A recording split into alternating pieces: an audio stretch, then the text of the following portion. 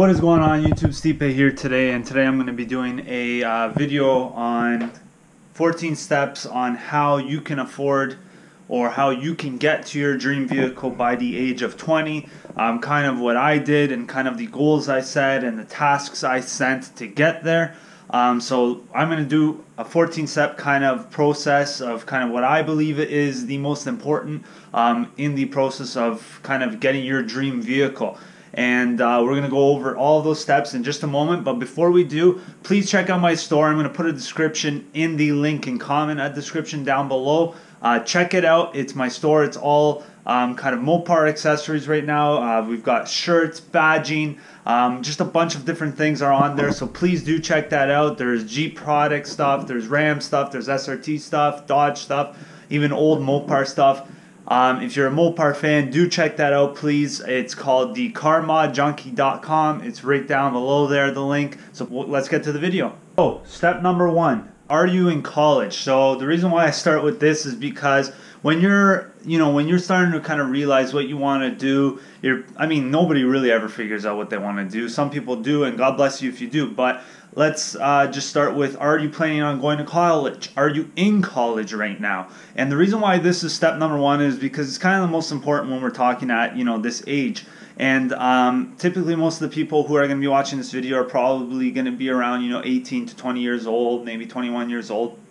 And that's the age of where you're in college. So either whether you're getting a diploma, a degree, whatever it may be, or whatever kind of program you're in, it varies. So that's a huge thing. And the reason why it's a huge thing is because college is not cheap. Huge financial draw. You can piss a lot of money into college, and it's not a bad thing, don't get me wrong, but it's going to play a factor in these steps. And I'm going to also explain kind of two different paths throughout the steps on whether or not this video can be also for people who are in college. I'm in college. I was able to get my dream vehicle, so I mean, please do watch the video, and don't be discouraged just because you are in college. That's why I started with this first step. Because it works. If you're not in college, it may be easier for you depending on the kind of job you're in or situation that you're in right now. So that's step number one. Step number two, do you have a job?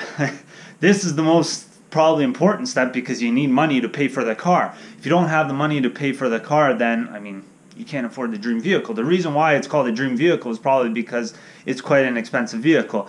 And that's where step three comes in. So we're going to hop right into step three. Step two and step three kind of playing together. And the reason why step three plays into this is because what is your dream vehicle? Step three is what is your dream vehicle and why is it your dream vehicle?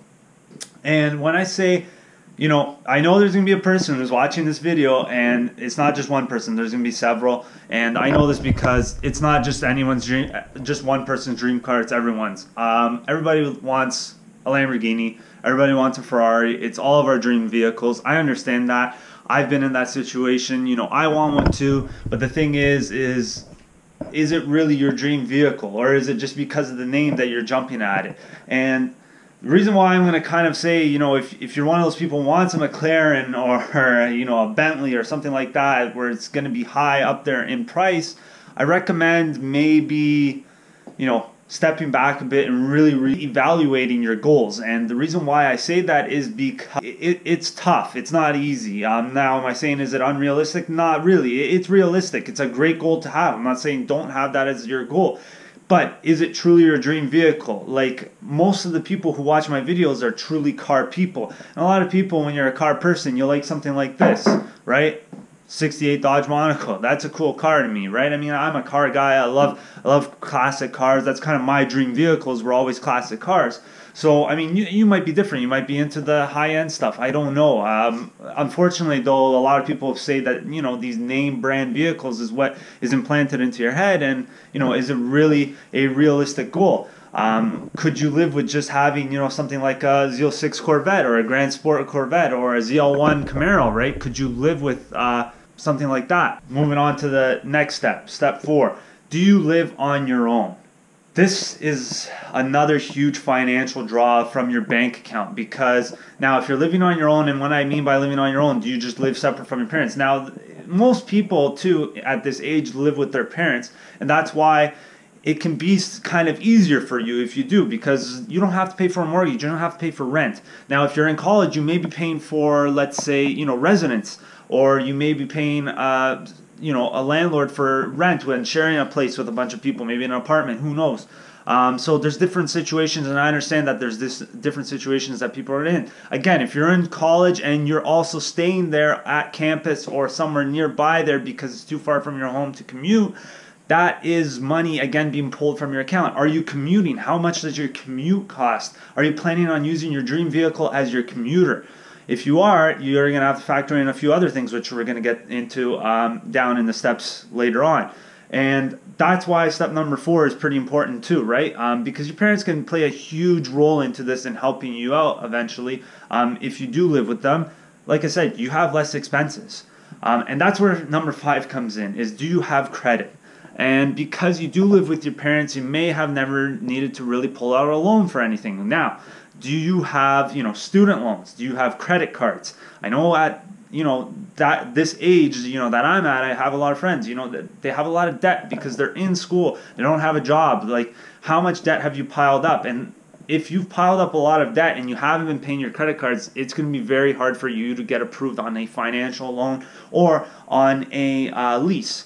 So if you're in that situation, you may have to pay for this vehicle in cash, right? So there's a lot of factors that are going to play into that. So if you're, not in university yet and you're, just 17 or 18 and you've just gotten a credit card, make sure you pay it in full. Make sure you're, only using maybe $100 to $200 at a time, whatever you can afford to pay off in full. Still be financially reasonable. Just because the bank approves you of a $1,000 credit limit on your credit card doesn't mean you go use the entire $1,000. It's not really your money to use. You have to pay it back to them. And that's where I think a lot of young people make the mistake, unfortunately. So that's kind of my thing on credit. And student loans, I understand. Some people unfortunately don't have the time with schooling and everything to have a job, and that's why do you have a job with step number 2, because you have to make sure that you have a job in order to afford this vehicle. If you're just piling it up on loans, it's going to be very hard for you to achieve a goal like this, to have your dream car at 20. And you'll probably have to start figuring out how you're going to pay off your loans first, and then you can start focusing on what I'm going to talk about in the next few steps. So credit, huge thing. Have you put a lot of money to paying off your loans and stuff, and you're in good financial situation, or have you just let your credit pile up and now you're pretty in debt? That's a huge thing. So make sure you do realize that, and you talk about that with a few banks and stuff, and figure out your credit score. Go on, we have Credit Karma here in Canada. I think you guys do too in the US. That's pretty popular to use. It's free, I think. Equifax gives you a free membership as well for like a year or a month. I can't remember. There's a few different credit bureaus that you can get a free check without it hurting your credit score. So that's step number 5. Step number 6. And this is why this one's going to fall right after step number 6. Are you leasing, financing, or paying for the vehicle in cash? When I say in cash, I don't mean like physically you have to go to the dealer or to the private seller and give them cash. I'm saying like, can you pay for it with the money that is in your bank account and direct deposit it to them, wire the money to them, write a check for that vehicle. If that vehicle is $80,000 all in, can you write a check for $80,000 all in? And that's the hardest thing to do at this age, is to save up $80,000. That's a lot of money. So that's why as well, when you're thinking about your dream vehicle, you're probably going to end up having to finance it or lease it. And I mean, I've done my opinion on finance. I'm going to do another video probably more in depthly on finance and leasing. At this age, I mean, if it's your dream vehicle and you really like it, you're probably going to want to keep it for a while. So you'd probably be financed better, which I'm going to get to in the steps next. So now after that, step number 7, can your parents help? I know there's going to be a lot of slack for this part, because there's a lot of kids that I grew up with when I was in high school who, as soon as they could drive on their own, or even before they could drive on their own, their parents already had a car bought for them. I went to school with a girl who her parents bought her a brand new Rubicon Wrangler. I had another friend of mine who had a brand new M3 that his parents bought him.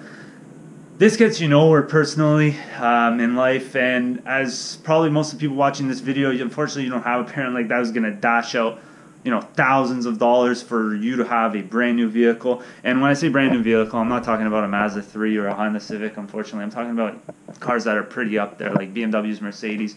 and that are high up there in price. We're talking like $40,000 plus. And that'd be hard for you to swallow, is, understanding that, some kids are very privileged, God bless them. But personally, it gets you nowhere in life. Just being spoiled, I guess, all the time. It won't get you anywhere in life. And, doing it on your own and getting your dream vehicle on your own will mean so much more to you, and you'll appreciate the car so much more. Like if you pull up with this next to the light with the kid with the M3, I guarantee you, you're going to appreciate this car way more than you're going to appreciate, way more than he appreciates his car. It's just my opinion. I'm sure a lot of people agree with me on this part. And that's why when I say, can your parents help, I'm not saying can they buy the whole vehicle for you. Can you guys go 50-50 on it? Can they give you maybe $1,000, $500, anything? Can they help you out? Can they help you find a job? Things like that, right?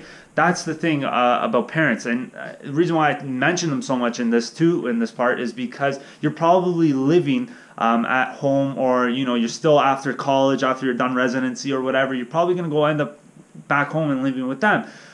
So again, if you have a place to live with your parents at home and you have no mortgage to pay for, you have no rent to pay for, and really your only bills would be a car, then this helps you a lot. And that's where parents come into huge play. And like I said, some people aren't fortunate enough where the parents can help them out, but at least if you do have you're staying with them and not at school residency or not paying rent somewhere, it helps you out a lot. So that's step number 7. Step number 8, after you have a job and everything, this is huge, is I tell people all the time, and I learned it from someone. He's a teacher. He's a very successful teacher. He makes quite a bit of money as a teacher, but he told me, he said, no matter what, you can't settle and be satisfied with what you have. You may have your dream job, you may like what you have, but here's the thing, is you can't settle for it. And the reason why is because you never know what could happen. Unfortunately, there are recessions. There are things that happen with governments where you may lose your job, where the business might go out of business. You never know. So, side hustles. That's number 8. Side hustles are extremely crucial in this business, and in the world in general. It's really business, because it can generate you maybe just an extra $500 a month, $1,000 extra a month. If you're, that could be just what covers your car payments, that side hustle. And everything else is just your spending money, and that's the great part about having a side hustle. And I always tell people, if you can have a job and a side hustle that can pay for your vehicle, then you've done it the right way. And that's why a side hustle is kind of really key here. Don't get me wrong, you can afford your dream car with just one job if it's a good paying job, especially if you're not in college. You may have found a good job right off the bat, and that's why you didn't go to college. It's very popular. I have people that are very successful that just went straight into it, but they don't have a side hustle. I have a friend. He's 21 years old. He bought a 2SS, a 2018, brand new now. And, he works construction. He's very successful. He makes over $30 an hour. Does very well. And he drives his dream vehicle. He drives a Camaro 2SS. That's awesome. You know what I mean? And that's a totally fine path to go down. There's nothing wrong with that. But a side hustle can give you that reassurance where it's like, you know what? If something does happen, listen, at least my car payments are paid for by my side hustle, and I'm not now going to, fall behind on my payments or not be able to pay for the vehicle. It's a great thing to have, and it could end up being your only financial income. And you may even leave your job for your side hustle. It happens very often. And you don't need to have just one side hustle. I mean, a lot of people get discouraged because their side hustle is making them only $5 a month. I know, I've been there. I've done it. And I know it's discouraging a lot. But the thing is then, you know what? Get another 2-3 side hustles. Maybe between all 4 side hustles, you're going to be making $200 a month. That's a start. You're not going to start making huge money from a side hustle right off the bat, but eventually those 3-4 side hustles could make you $1,000 a month. And if you can keep up with them, then that's great. Especially in college, there's a lot of things for side hustles you can do. You can do tutoring. I know a guy who actually he works part-time at Supercuts, and then he cuts students' hair for cash. And he charges them a lot less. It's a smart idea because some students don't have the money to afford going to pay for 30 $20 haircut, so he charges him, who knows, like $10, $15. It's worth it for him to be doing that. It's a side hustle. It's something. There's a lot of ways to make money online. And that's where number 9 comes in, investing. Huge thing to do online. There's so many ways you can invest your money online. Now, when people think of investing, everyone thinks of stocks and now cryptocurrencies.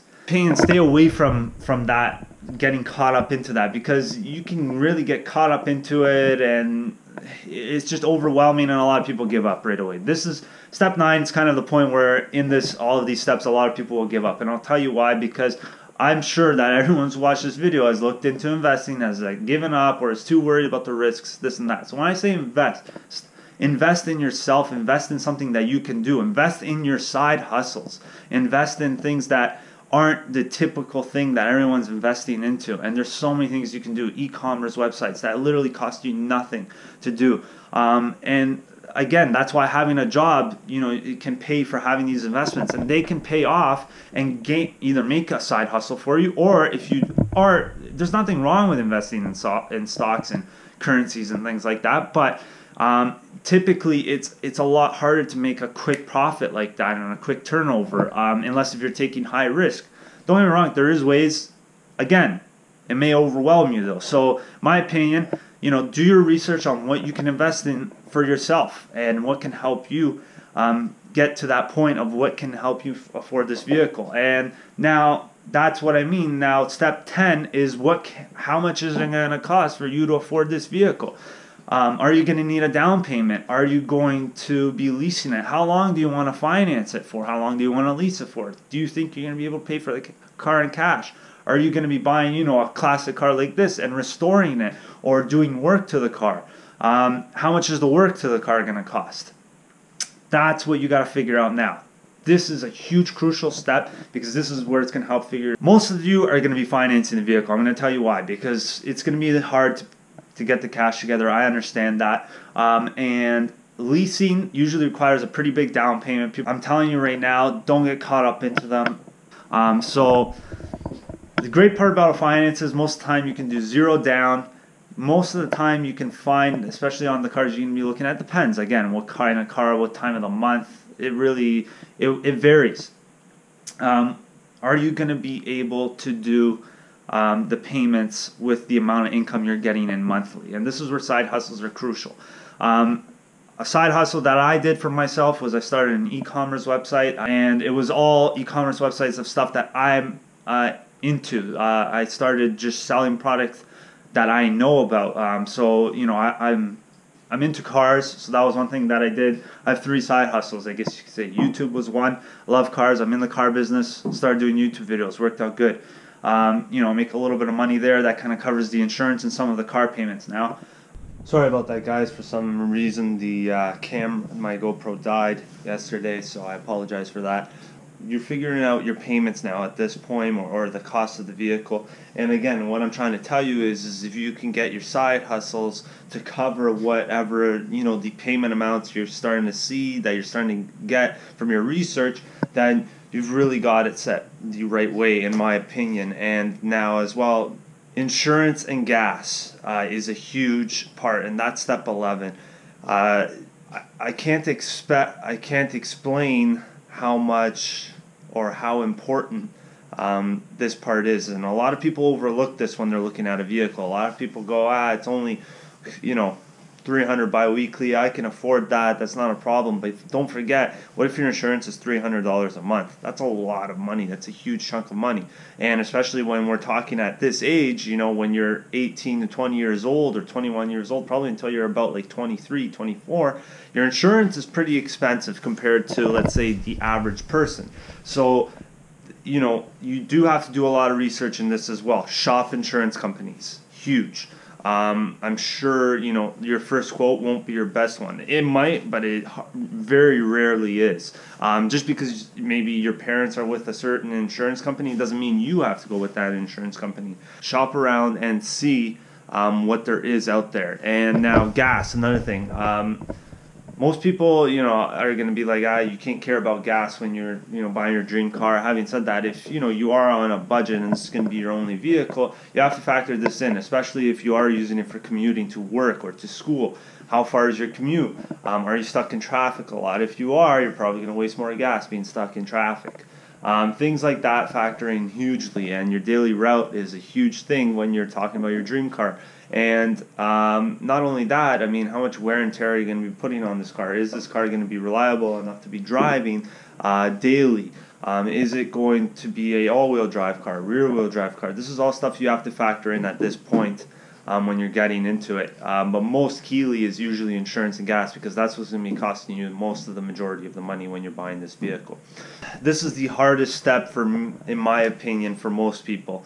Step 12 is hard because it's to stay motivated. After the last 11 steps, now you have to all of a sudden stay motivated throughout all of that and figure out a way to keep, to keep making money, to keep trying to hustle and make enough money to get your dream vehicle. And, that's not that easy to do. And I understand that, and it's very hard, like I said, to find things to stay motivated. I was talking about it when investing your money, especially when you're looking at trading stocks or doing currencies and things like that.